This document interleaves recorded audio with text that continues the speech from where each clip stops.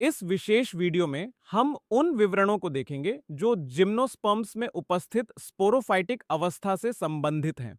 अब स्पोरोफाइटिक अवस्था डिप्लॉयड अवस्था होती है, अर्थात ये 2n अवस्था होती है। अब जिम्नोस्पर्म्स के इस मामले में वहां नर स्ट्रोबिलस या कोन होंगे और वहां मादा स्ट्रोबिलस या कोन भी होंगे। अब ये नर और मादा स्ट्रोबिलस ये एक ही पेड़ पर भी उपस्थित हो सकते हैं और ये अलग-अलग पेड़ों पर भी उपस्थित हो सकते हैं। अब नर या मादा स्ट्रोबिलस ये दोनों ही सूक्ष्म स्पोरोफिल्स या सूक्ष्म स्पोरेंजियम वाले सघन संरचनाएं होती हैं। इसी तरह यह मादा स्ट्रोबिलस मेगास्पोरोफिल या मेगास्पोरेंजियम वाली होगी। अब पहली स्थिति की बात करें यानी नर स्थिति की। अब ये सूक्ष्म स्पोरेंजियम या सूक्ष्म स्पोरोफिल, इनमें द्विगुणित कोशिकाएं होती हैं जिन्हें सूक्ष्म स्पोर माता कोशिकाएं कहा जाता है।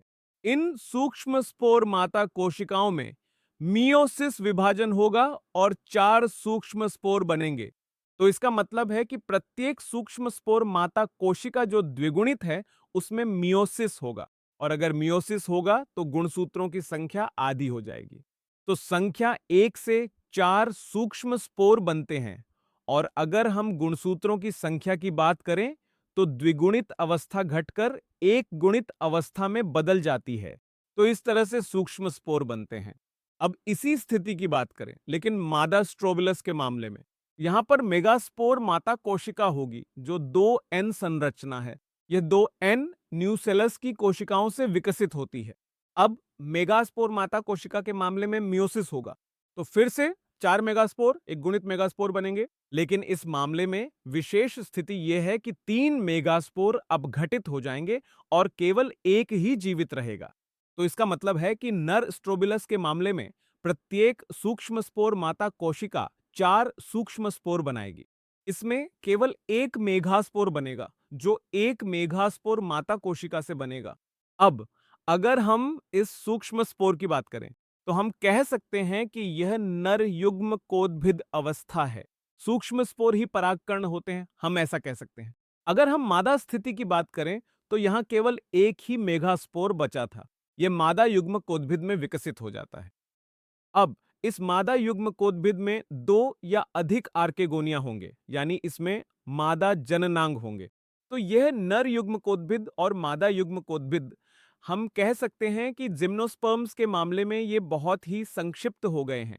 अब ये जो परागकण इन सूक्ष्म स्पोरेंजियम के अंदर मौजूद हैं, ये बाहर निकलेंगे और वायु की धाराएं इन्हें विशेष मेगास्पोरेंजियम तक ले जाएंगी।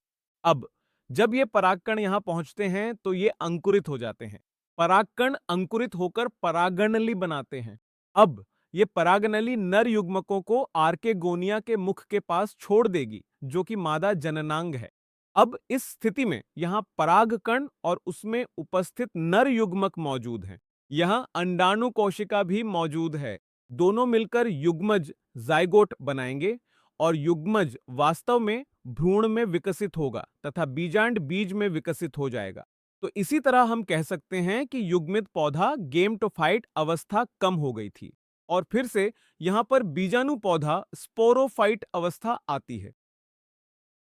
अगर हम इसे ब्रायोफाइट्स और टेरिडोफाइट्स से तुलना करें तो जिम्नोस्पर्म्स में नर और मादा युग्मित पौधों का स्वतंत्र मुक्त जीवन नहीं होता है, क्योंकि नर के मामले में यह युग्मित पौधा वास्तव में परागकण या सूक्ष्म बीजाणु माइक्रोस्पोर होता है, और मादा के मामले में यह यहां उपस्थित होता है जो मादा युग्मित पौधे के रूप में मौजूद होता है। इसके बाद जिम्नोस्पर्म्स के उदाहरणों पर आते हैं। पहला उदाहरण है विशाल रेडवुड वृक्ष जिसे सिक्वोया सिक्वाया कहते हैं। दूसरा है साइकस साइकस। हम इस चित्र को देख सकते हैं। यह साइकस है जिसे सजावटी पौधे के रूप में उपयोग किया जाता है। तीसरा है पाइनस पिनुस। यह पाइनस का एक उदाहरण है। अगला यहां हमने गिंको गिंको दिखाया है। गिंको को जीवित जीवाश्म लिविंग फॉसिल भी कहा जाता है। इसके बाद यहां देवदार, सीड्रस और शंकुधारी पौधे कॉनिफर्स भी हैं। तो ये जिम्नोस्पर्म्स के सामान्य उदाहरण हैं।